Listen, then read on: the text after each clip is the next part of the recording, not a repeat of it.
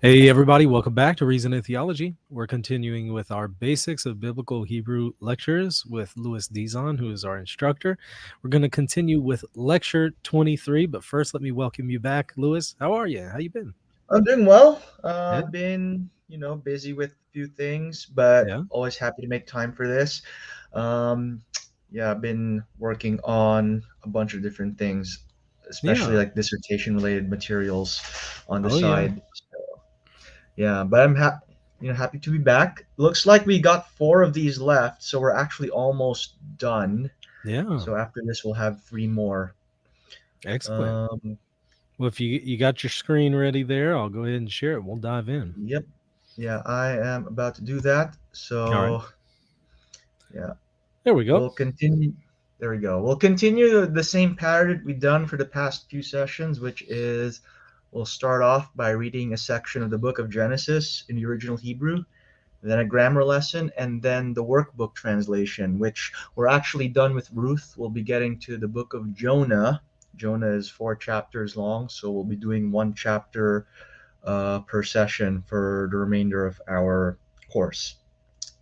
So let's get to chapter 3 now of Genesis, beginning with verse 1. Vehanachash haya arum mikol hayat hasadeh asher asa Adonai Elohim, vayomer el haisha af ki amar Elohim lo tochlu me'etz hagan. So in translation, and the snake was crafty from all the animals of the field, or in a more idiomatic translation, more crafty than all the animals in the field. You might recall that this is how Hebrew expresses a comparative by using the min or the mi. And it goes, say, more crafty than all the animals which the Lord God had made.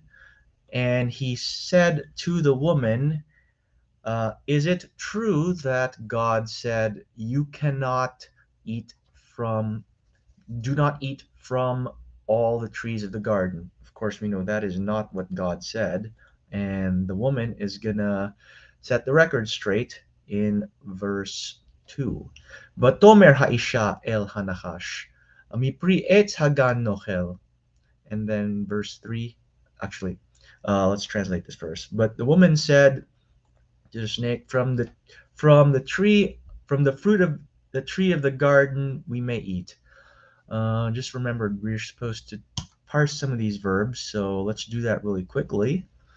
Vayomer is the Vaiktol of Amar. We've seen this many times already. The third masculine singular. Tochlu, lo tochlu, is the, what you call it, the second masculine plural kal imperfect of achal, to eat. You shall not eat, or you may not eat. As you recall, Hebrew does not have a negative imperative, so negative commands are typically expressed in terms of either a an indicative or adjussive, sorry, a negative imperfect or a negative plus the adjussive. When we know this is not a jussive because jussives are negated by al, not lo. And then Vatomer is the Vaiktol third masculine singular form of Amar, to say. Nochel is the first common plural, Kal imperfect of Achal, to eat. And then verse 3. Umipri ha'etz asher betoch hagan amar Elohim lo tochlu mimenu velo tigubo pen tmutun. So from the fruit which is in the tree, fruit of the tree which is in the midst of the garden, God said, "You can, you shall not eat from it, and you will not shall not touch it, lest you die." So let me see. Amar is the basic form of the verb to say in the kal perfect third masculine singular. Tochlu is from achal in the kal imperfect second masculine plural. Tigu is from naga. This is a kal imperfect second masculine plural. Notice that the nun has dropped out. This is an example of a first nun verb, which we will discuss, I believe, the next session, but you get an early exposure to it here. Tumutun is um, the second masculine plural, second cal imperfect of mot, to die. Notice that there is a nun affixed to the end of it, which we did not see with the other two second masculine plurals. So this is an older feature that occurs in some versions of the masculine plural verbs. Um, Actually, you'll see this in Arabic as well. In the third masculine plural forms of most Arabic verbs, they have a nun at the end. So Hebrew, in its more archaic versions, in its more archaic form, had the nun.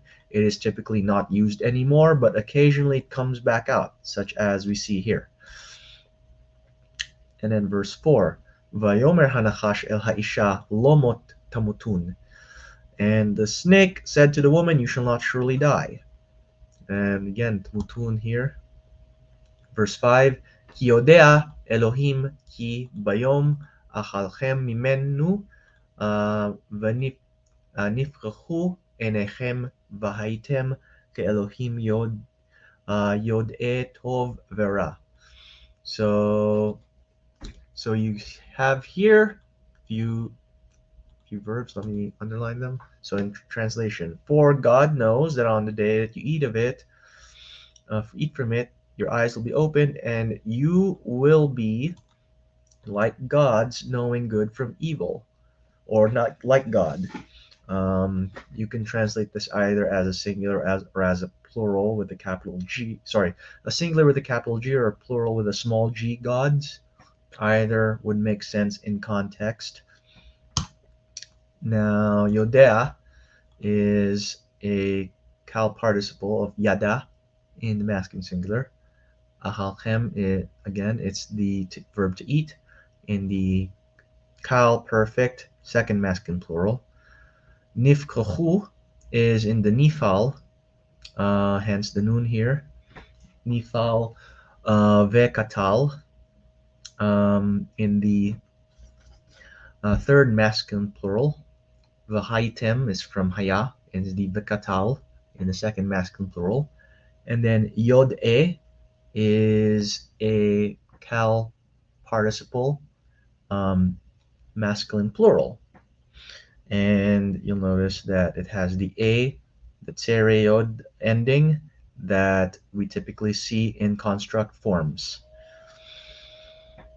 Verse 6, Vatere, Vatere ha'isha ki tov ha'etz lema'achal v'chi ta'avahu le'enaim v'nechmad ha'etz lahaskil ותיקח מפרי ותאכל, ותיתן גם לאישה עמה ויאכל.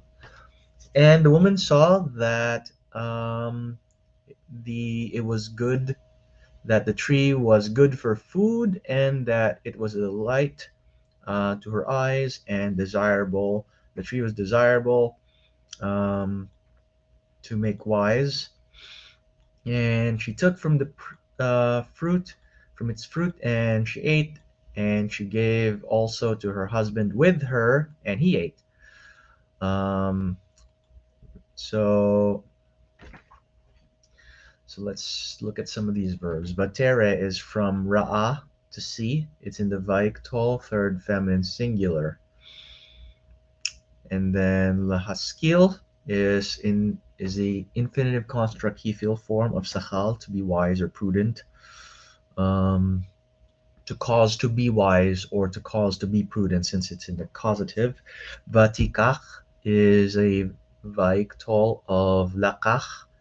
Um, so the lamed doesn't typically drop out, but it does for the verb lakach. It's a special rule that applies only to that verb. And this is in the third feminine singular. Vatochal, again, Vaiktol, third feminine singular. Vatiten, same thing for Natan. The noon drops out again. And then Vayochal is from Achal, Vaiktol, third masculine singular. We'll go up to verse 13, then we'll get to the grammar portion. Verse 7. Uh, Vatipaknu, Batipachna, Tipak, Dipakachna. This is a little tricky to pronounce. Eneshnehem Vayed Uki Erumimhem Va Yitpru Ale Te'ena Ve'asu Lachem Chagorot. And then the eyes of both of them were opened, and they knew that they were naked, and they sewed together leaves, um, fig leaves, and they made for themselves coverings. So there's some debate as to how exactly to translate this one. You'll see loincloths, aprons. My favorite translation is the Geneva Bible, which renders this as breeches. So apparently they thought that Adam and Eve were walking around with pants made from fig leaves. But the best translation would be coverings, since it's the most generic. So for the verbs, you got tipachachna, um, which is the Vaiktol in the Nifal, and it's in the third feminine's plural. So we don't often see third feminine plurals, but here's one example of it. Vayed U is the Vaiktol, Kal Vaiktol form of Yada in the third masculine plural. Vaipru is same Hitpael in the Vaiktol form of Tafar, which means to sow. And then Asu is from Asa, Vaiktol, third masculine plural. Verse 8. Vayishma'u el kol Adonai Elohim mithalech bagan leruach hayom vayit chave ha'adam va'ishto mipne Adonai Elohim b'toch etz hagan. We got a few hitpaels here. Um, and they heard the voice of the Lord God walking in the midst of the garden in the day, and they hid the man and his wife from the Lord God in the midst of the Garden of Eden. So let's parse these. Vaishma'u is from Shama, Kal Vaiktol, third masculine plural. And then mithalech is the participle form of the hitpael form of halach. So hithalech in masculine singular. I'm not entirely sure why it's using the hitpael here. There is a shade of meaning that the hitpael has that the kal doesn't, but it's not easily conveyed um, in this context. It's not easily conveyed in English. What the specific significance of the hitpael is in this instance. And another hitpael is yitchave, which is in the kal, sorry, not kal, the hitpael vaiktol form, third masculine plural of chava, to hide. Okay, verse 9. Vaikra Adonai Elohim el ha'adam vayomer lo ayecha. And the Lord God called Adam and said to him, where are you? So vayomer, we already know that. Vaikra is the Vaiktol form of kara in the third masculine singular. Vayomer et kolcha shamanu bagan va'ira ki erom anochi va'echave. And he said, your voice I heard in the garden, and I was afraid, for I was naked, and I hid. So, Vayomer, you already know that. Shamati is the Kal perfect, first common singular form of Shama, to hear. Vaira is the Vaiktol form, Calvictol form of um, yara, which is to fear, in the first common singular. And then va'echave is also a Calvictol first common singular from chava to hide. Three more verses. Vayomer, mi higid lecha ki erom ata, hamin ha'etz asher tiviticha levilti achal mimenu achalta. And he said, who told you that you were naked?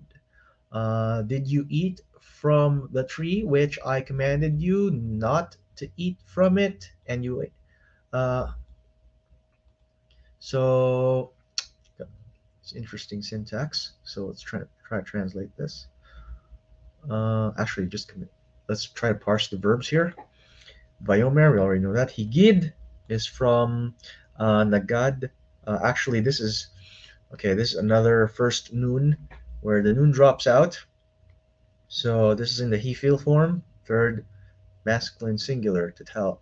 Did you? Who told you? So to tell. Tsivitika, you got siva here. It is in the cal perfect. Sorry, PL perfect, not cal perfect. The dagesh should have been the giveaway.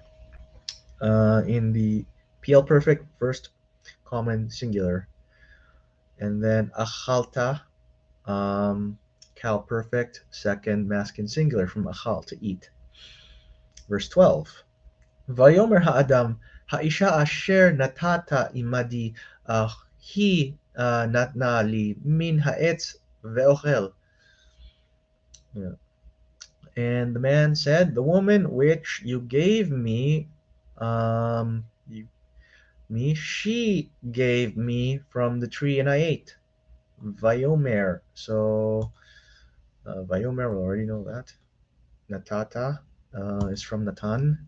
The third noon drops out because it's been assimilated into um, the whatchamacallit, the pronominal suffix. Um, and but it's in the cal perfect first masculine singular, second masculine singular rather. Sorry, the suppormative, not the suffix. Um, and then natna, also from the tan. In the third feminine singular cal perfect, Valchel is the Vaiktol, uh, Kal Vaiktol of Achal in the first common singular. One more verse. Vayomer Adonai Elohim laisha, ma zot asita, vatomer haisha, hanachash hishiani ve'ochel. And the Lord God said to the woman, what have you done? Um, and she said, the woman said, the snake tricked me and I ate. So only parse these two. Asita is from asa in the second feminine singular. Matt call perfect. And then Hishiani is from the verb nasa, which normally has the meaning to raise, but in the he feel form here, it has the um, connotation of to trick, um, which is an interesting change of meaning. Goes to show you sometimes verbs can radically change meaning once you apply a different stem to them or different binyan. Um, so it is in the he feel perfect and third masculine singular.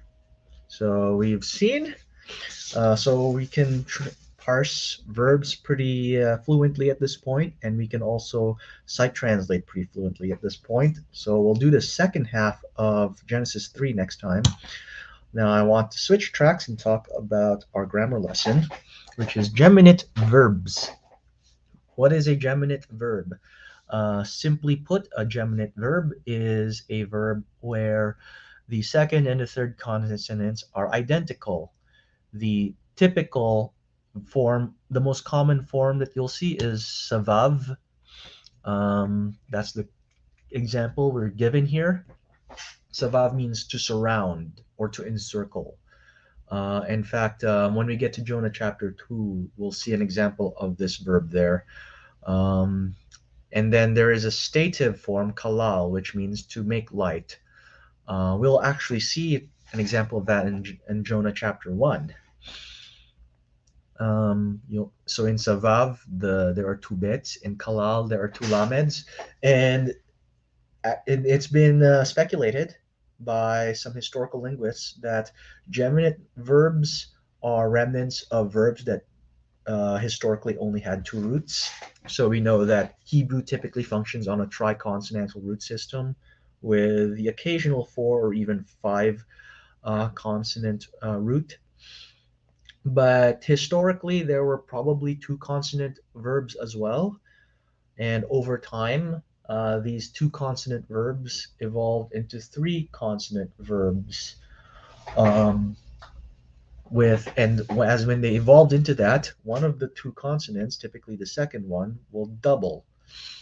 And that is how we end up with forms like savav and kalal. Now, what happens with these verbs? There are three things that can happen with a geminate verb, and these are the basic principles. It can appear as a strong verb, um, so that means that all three roots are present. This typically occurs in the cal perfect. Occasionally, the first consonant doubles, um, and what will happen is, as you can see here, the two bits turn into one, and then the samech has a dagesh on it to indicate that it has doubled. So the kal imperfect form will typically take this. This can also happen in the, I believe it is the Hefil and the Hofal forms. And then, but most common form thing that can happen is that it will have a doubled second consonant. So you can see here, the bit has a dagesh on it, indicating it has doubled. I'll skip ahead to the summary, which will give us a few extra rules to make note of.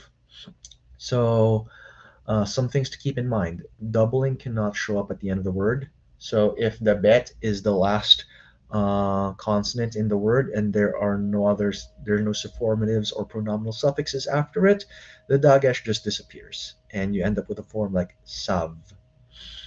And then geminates will take a patach um, in the first consonant. So other forms will have a kamets, such as in the second vav.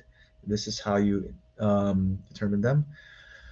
The pilel, the polal, and the hit polel are fairly common with geminate forms, and they tend to be used instead of the pl and the hit, the plel, the pl and the hit pl forms.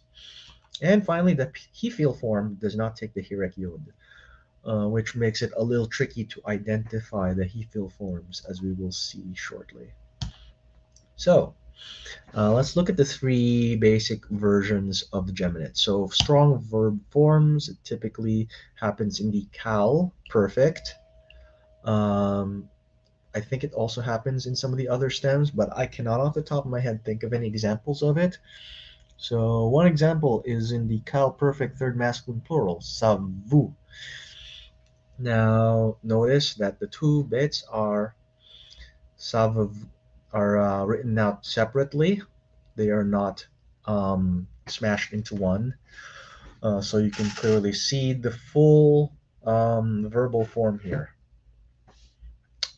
Now, this doesn't happen very often, um, but when it does, it's fairly easy to identify the root. Now, sometimes you'll get a doubling of the first consonant. This will typically happen with the kal, hefil, and hofal. The other forms do not have this. Um, so how do you identify it? Well, first, here you got the example of yisvu. So the samech has the dagesh in it. This form can sometimes be mistaken for either the first nun or the first vav, because in those two, what will happen is the first root disappears and then the second root gets doubled, which causes it to have a dagesh on it. So vayipol is the first vav.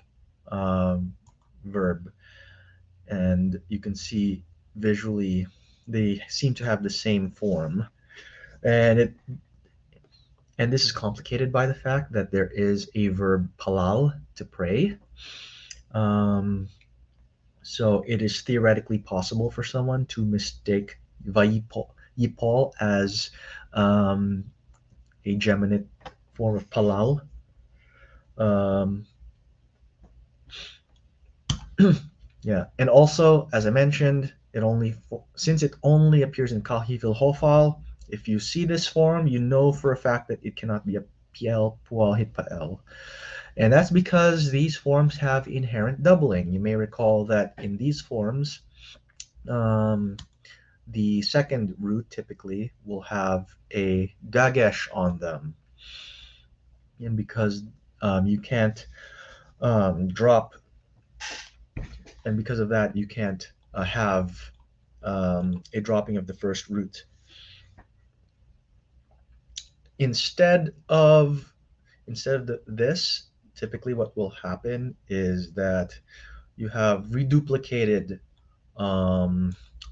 reduplicated forms such as the polel, and hipolel. Um, and you'll see in these forms the two bits are written separately from each other. So to recap, in the when the first consonant reduplicates in the kal and the he feel, there are no other changes.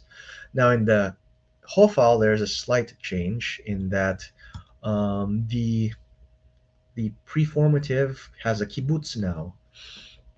Um, and this makes it a little tricky to identify the hofal because it will look like a pual.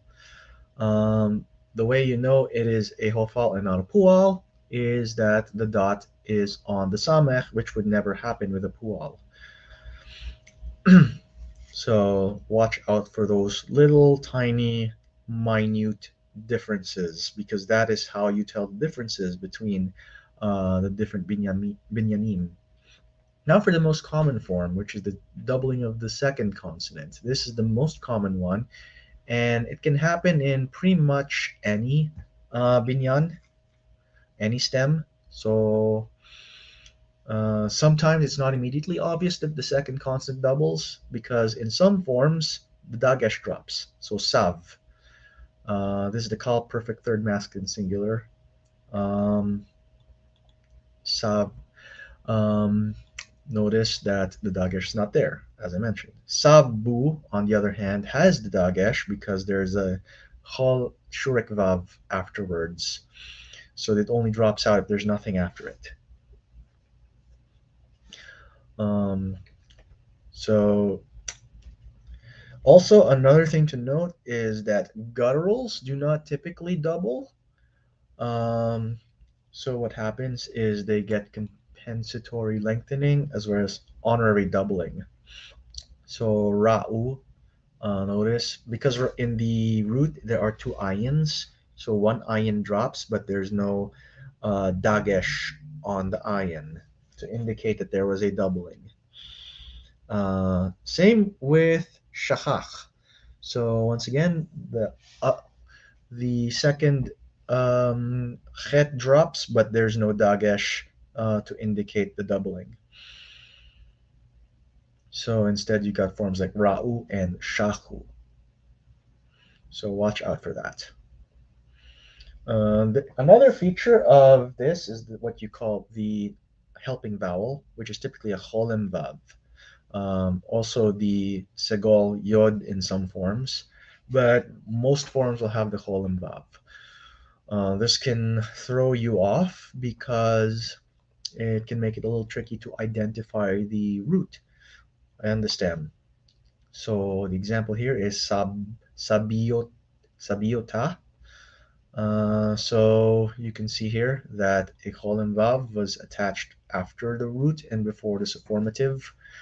Um, and if you ran into this in the wild, it might take a while to realize, hey, this is a geminate verb, but make no mistake, it is.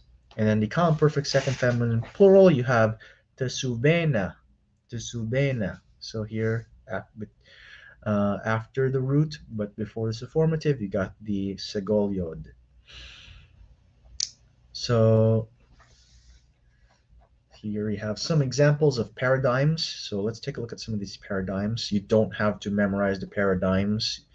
Try to just know what the basic form is, and you can more or less, um, and if you know what the basic principles are, you can more or less um, infer all the other forms from them. So sav, from there you get sab, saba, sabota, sabot, saboti, sabu, sabotem, saboten, savonu.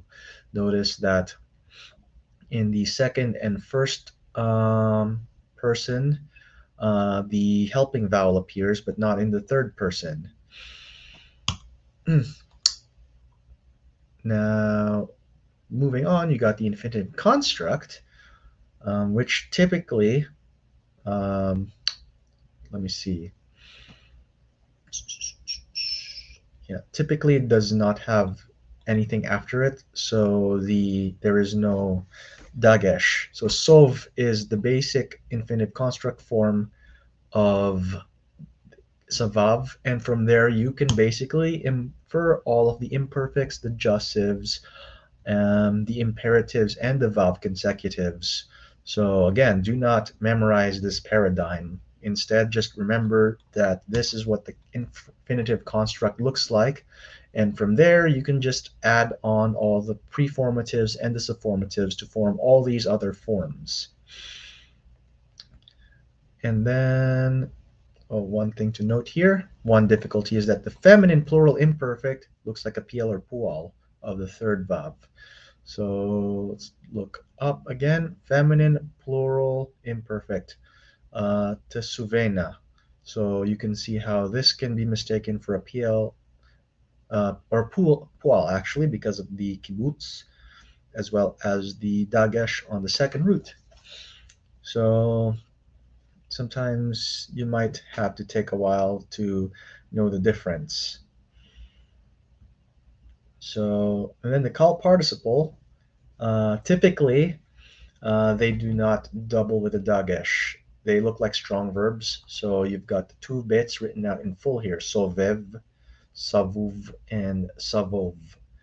Um, of savov being the infinitive absolute. And then from there you can basically infer all the other forms: sovivim, sovim, sovot, etc. And then the nifal, uh, typically you've got the historic A class vowel preserved. So let's take a look here. Nasav, nasava, and nasavot, nasavota, nasavot, nasavoti, nasav, uh, and then participle, you got nasav, nasava, nasavim, nasavot. So basically, it's fairly similar to the call. The main difference, of course, being the inclusion of the noon before it. So this can be a little confusing because if you saw nasav, you might think that the noon is part of the root, but it is not. There might be a verb nasav, but I can't remember off the top of my head. And then the infinitive construct is hisav. Um, Notice that there is a he with a hirek here, so you might mistake this for a he feel, but it is not. And you can tell it's not because there's no I class on the second root.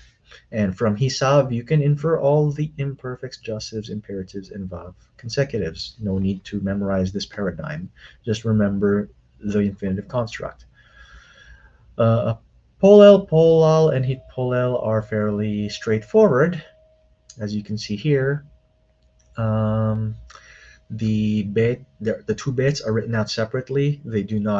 Uh, they do not combine into one with the dagesh like in the other form that we just saw. Um, and this form typically happens with geminates and with second vav yods. So it may be possible to mistake the two forms for each other. And then he feels. Um, he feels are the hard one to identify because how do we typically identify he feels? There's a hirek yod in between the second and third um, roots, but that's not the case with the geminates. Instead, you got a tsere here. And because of that, you might not immediately click with you. This is a he feel. Just remember that the he feel form always has a long I class theme vowel on the second root, and the tsere counts as one, just like the hirek yod. Hmm. And the he feel participle, um, similar deal. There is an I class performative, so the he will have a tsere, as you can see here. Hesev, mesev, and then hofal. Let's go to the hofal. This is the last. Um, this is the last stem we need to cover. It has a U class preformative, so this would typically be, as you can see here, a shrik vav, husav, and then husev. Um, so try to remember these. Um, I mean, you won't run into them fairly often, but when you do, it helps to know these basic forms. That way, you'll not be confused as to the stem and the root of the verbs that you are encountering. So, some of the questions that you should ask. Um, First of all, as I mentioned, it is possible to mistake um, the sec the vav the second vav yod and the nifal. Sorry, the nifal does first noon verb with the geminate. So try to rule those out first. Um, Also, the patach theme vowel on the cal perfect helps you to differentiate it from those other forms. So that, in a nutshell, are the rules governing genitives. Sorry, not genitives, geminates. We've got a few other weak verbs to cover. You got the noon verbs and the gutturals and the third aleph verbs. And that will be the remaining four chapters. Next week, next session, we'll cover chapter 30, and a week after that, chapters 31 and 32. The second guttural chapter is very short. That's why I'm combining these two together. And then the last chapter will be for the last session. And now for the fun part, the Book of Jonah. This was one of my favorite books to translate when I was doing first year Hebrew. Um, it's fairly easy to run through, and also you get actually some examples of the sorts of weak verbs we've been talking about, such as the geminates. Kalal and Savav both show up in the book of Jonah, so we get some live practice with them. So let's dive right in, shall we?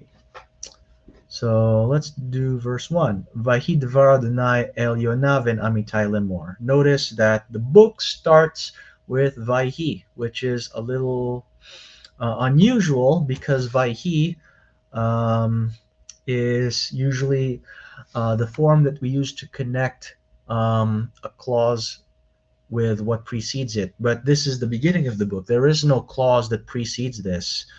Um, and we typically translate this as so it came to pass.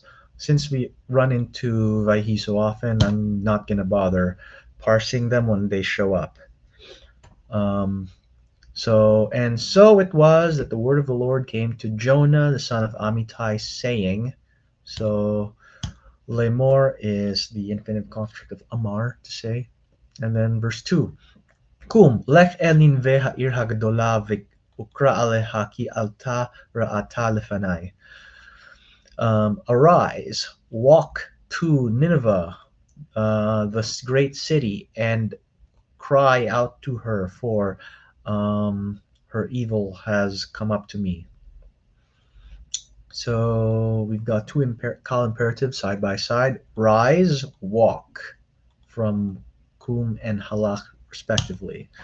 Halach, the he, of course, having dropped out. That is an example of a first guttural, which we have not talked about yet, but we will um, later down the road.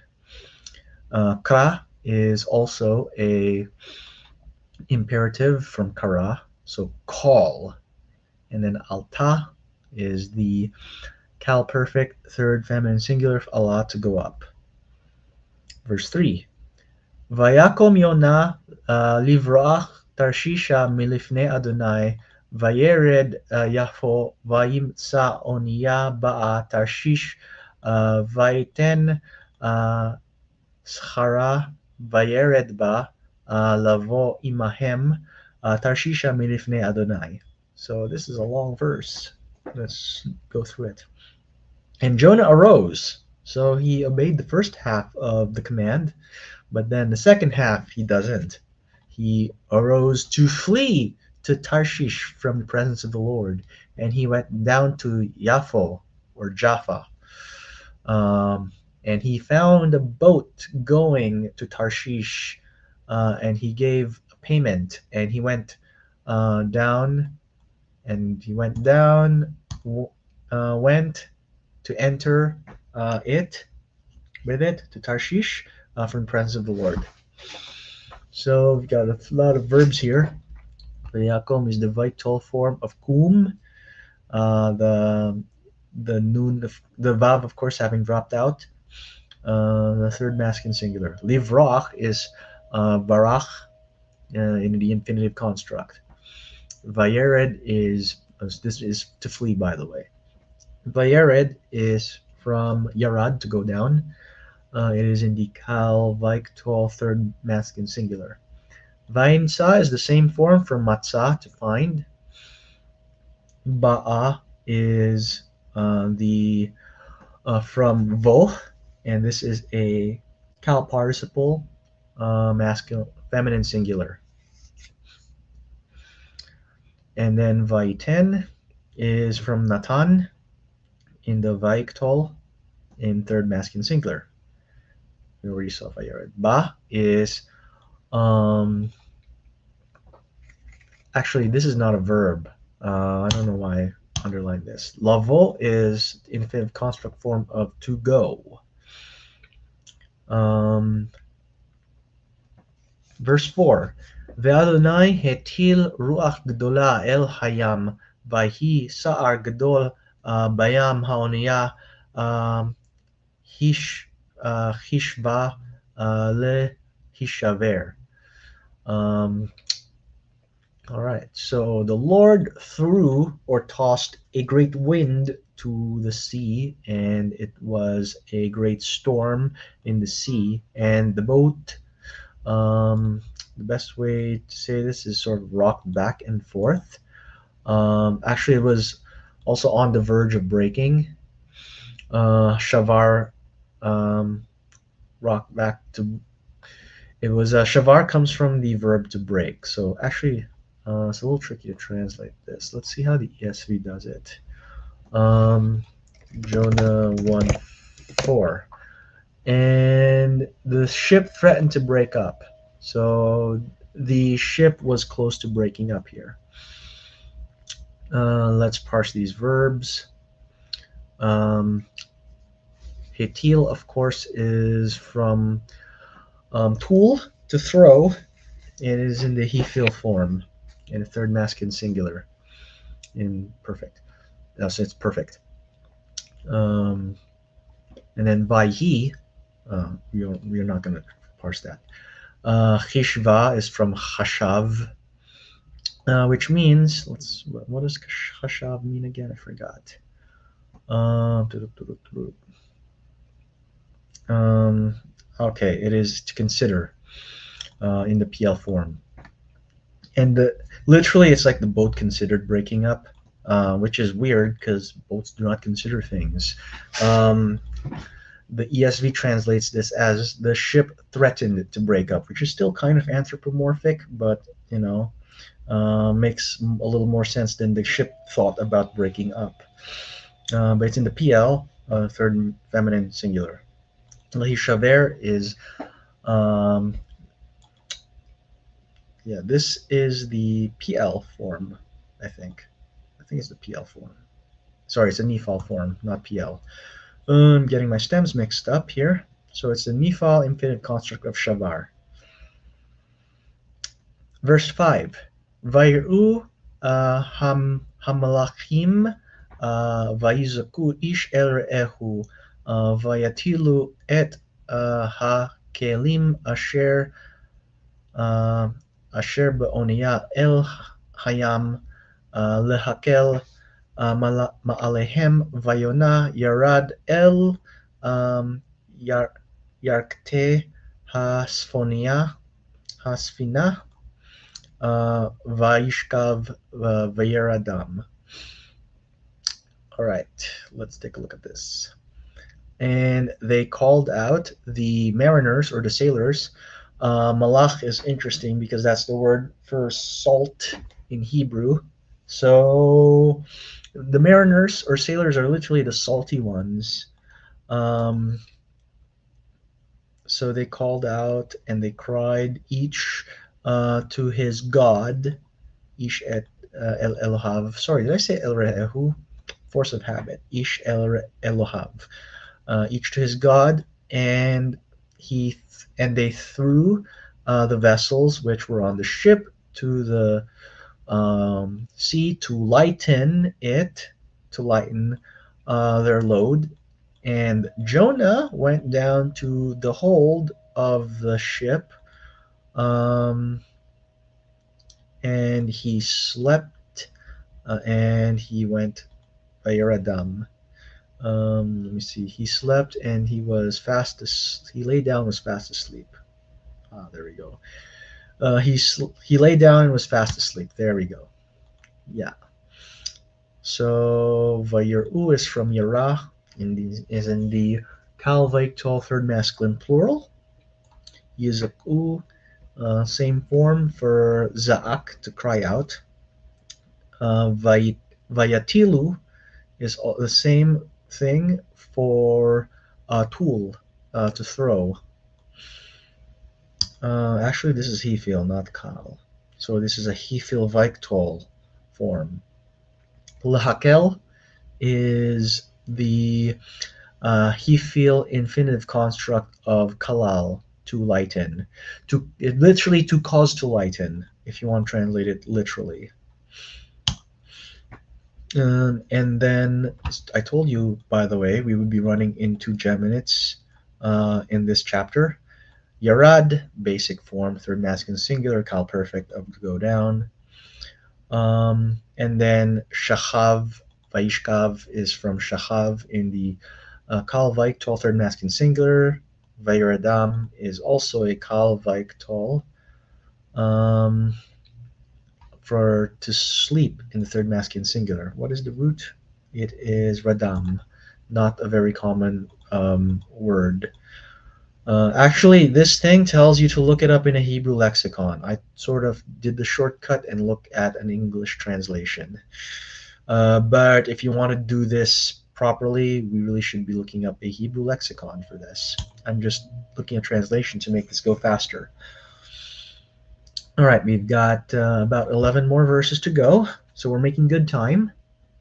Verse 6, Vaikrav elav rav hachovel vayomer lo ma lecha nirdam kum kra el Elohecha ulai yitashet haElohim lanu velo noved. So the captain of the ship, or the chief sailor, literally, um, approached him and said to him, "Why are you sleeping?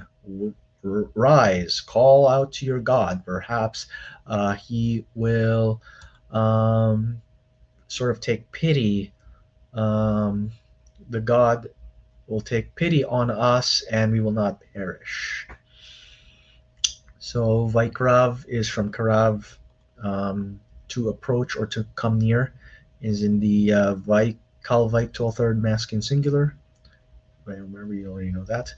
Near Dam, is from radam again, to sleep, in the nifal form, third masculine singular. Hmm. Actually, I think that's a participle. I think that's a participle. Kum is the kal imperative, masculine singular. Same for kra. Um, and then yit ase is a hit pa'el form of. Uh, we're supposed to look this up in the lexicon again. So yit aset is from asat, to take notice. Um, and it is in the imperfect third masculine singular. And then noved is from avad, to perish, in the um, this is the plural, the kal imperfect, common plural, first common plural. Verse 7, Vayrum vayamru ish el re'ehu lachu vanapilu napila goralot vaned'a b'shel mi hara'a hazot lanu vayatilu goralot vayipol hagoral al Yona.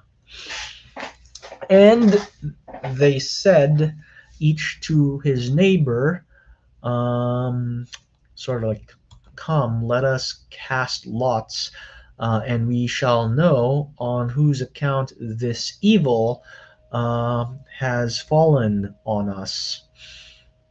And they cast lots, and the lot fell on Jonah.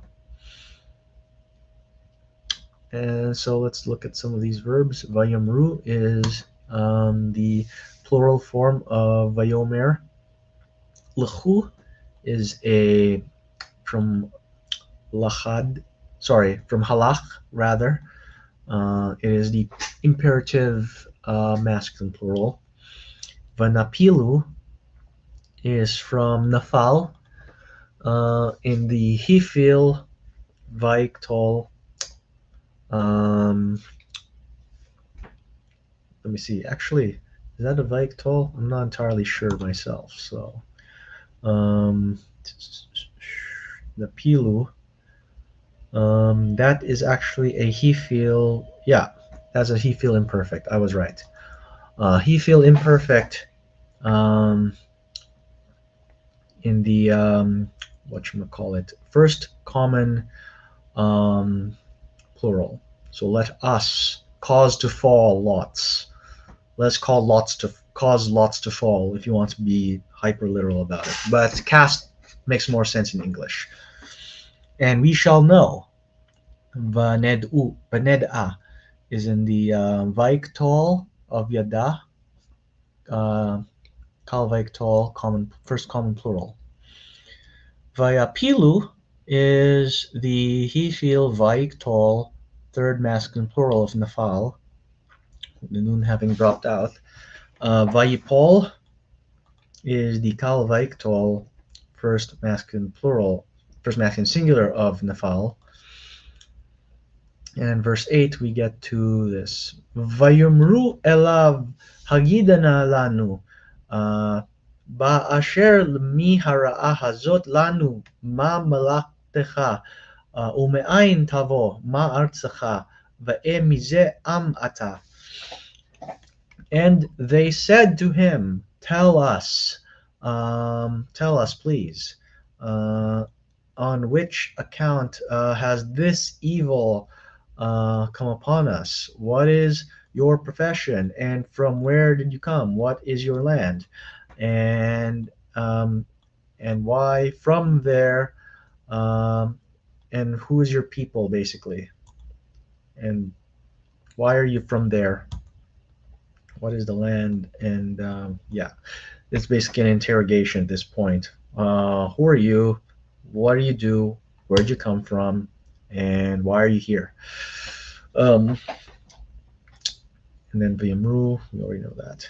Hagida is in the he feel imperative. I don't think um, we've ever seen a he feel imperative before, but here it is. Tell us. Um, and then tavo is from vo, in the imperfect second masculine singular.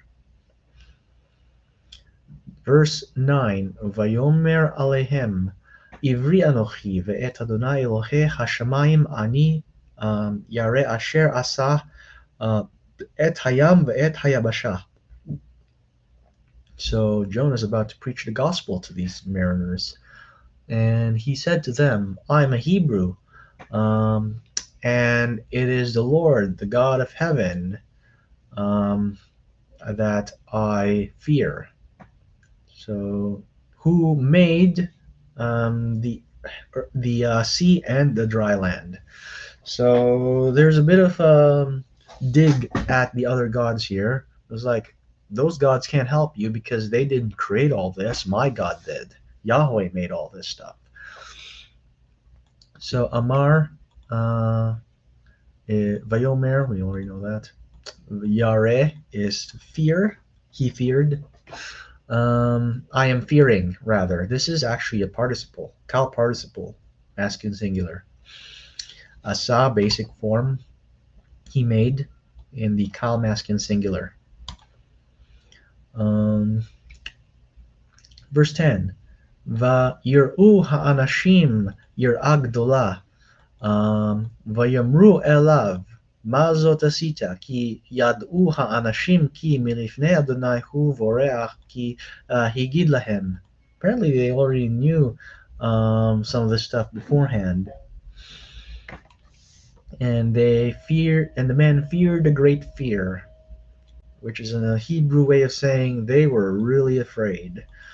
And they said to one another, what is this you've done? For the men knew that from the presence of the Lord he was fleeing, for he told them. Of course, if you read verse 9, that is not stated there, which kind of implies that Jonah told them this stuff beforehand and they forgot till now. So Vayir'u is from Yarat, fear, is in the Kalvite 12th third masculine plural. Vayamru, same deal with Amar. Asita is from Asat in the Kal perfect, second masculine singular. Yad'u is from Yada, to know. It is in the Kal perfect, third masculine plural. Vorach is from Varach, to flee. It is in the Kal participle, masculine singular. And Higid is from Nagad. It is in the he feel perfect, third masculine singular. So we've got, let me see, 6 more verses to go. So we're all at the home stretch here. Verse 11. Vayimru elav ma naaseh lach vayishtok hayam me'alenu ki hayam holech v'soer. And they said to him, what should we do to you? And they were quiet. And the sea was quiet from me'alenu, from us. That's an odd statement. How do you translate this? That the sea may quiet down for us. For the sea was getting steadily growing more and more violent. So holek is being used idiomatically here. So let's parse this. Naaseh is from asa in the kal imperfect first common plural. Vayishtok is from shatak, to be quiet. It is in the kal imperfect third masculine singular. Holech and so'er are both kal participles in masculine singular, from halach and sa'ar respectively. Verse 12. Vayomer alehem sa'uni v'hatiluni el hayam vayishtoch hayam me'alechem ki yodea ani ki b'sheli hasa'ar hagdola hazeh alechem. And he, that is to say Jonah, said to them, pick me up and throw me to the sea, and the sea will become quiet for you. For I know that it is on my account that this great storm is upon you. So sauni and hatiluni are both imperatives, masculine plural, with the first person pronominal suffix attached. So u is from the sa, and hatilu is from tool. And this is a Sa'u is a kal, whereas hatilu is a hifil. Vaishtok is from shatak, as we already saw, vaiktol, kal vaiktol, third masculine singular. Yodea is from yada, it is the kal participle masculine singular. All right, we got four more verses. We got this much to translate, and then we're done. Oopsie. Um, verse 13. Um, Vayachteru, Vayachteru ha'anashim lahashev el hayabasha v'lo yacholu ki hayam holech v'so'er alehem. And the men rowed to approach the dry land, or to return to dry land, and they were not able to, for the sea had grown steadily more violent upon them. So, Vayach Teru is from the Vaiktol, Kal Vaiktol form of Khatar, to row or to dig, and it's in the third masculine plural. The Hashiv is from Shuv, to return, and it is in the Hifil infinitive construct. Yacholu is from Yachal, to be able to, or and that is in the Kal imperfect third masculine plural. Holech v'so'er, we already saw, are both Kal participles in the masculine singular for halach and sa'ar respectively. Three more verses. Vayikru el Adonai, vayamru ana Adonai, al na novda b'nefesh ha'ish hazeh, va'al titen alenu dam naki ki ata Adonai ka'asher chafatzta asita. So, in translation, and they called out to the Lord, and they said, um, please, O Lord, do not let us perish on account of the life, um, on account of the life of this man, and do not give upon us innocent blood. Do not place upon us innocent blood, for you are the Lord who does mercy. So Vaikra'u, and they called out, is from Kara and the Kal, Vaiktol, third masculine plural. Vaimru, same thing. Novda is a jussive. We know it's a jussive because there's an al here. This is a jussive first common plural. From avad, to perish. T10 is from Natan. Again, you see an al here, so that means this is a jussive. And is in the second masculine singular.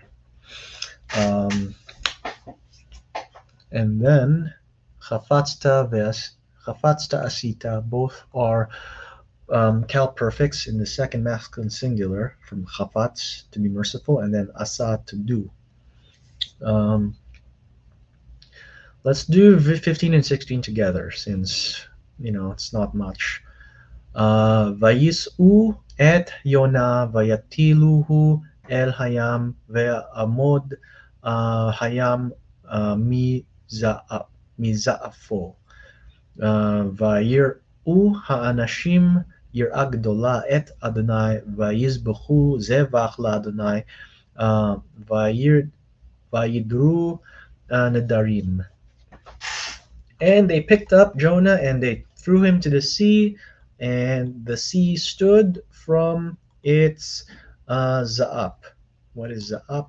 Um, Actually, it's already giving us translation here. From its raging. The sea stood from its raging, or it ceased raging, rather. And the men feared a great fear to the Lord. They greatly feared the Lord, and they offered sacrifices to the Lord, and they vowed vows. So these mariners just became worshippers of Yahweh as a result of this entire ordeal. Whether they continued worshiping all their other gods or not is not explicitly stated, but the fact that they're worshiping the one true God now is a step in the right direction, which is a great example of God taking something evil and using it to make something good happen.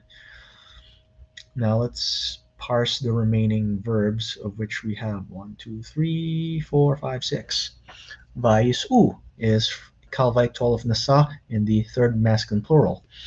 Vayatilu is the Hefilvite, sorry, yeah, Hefilvite tall form of tool in the third masculine plural. Ve'amod is from amad to stand and is in the Calvite tall third masculine singular.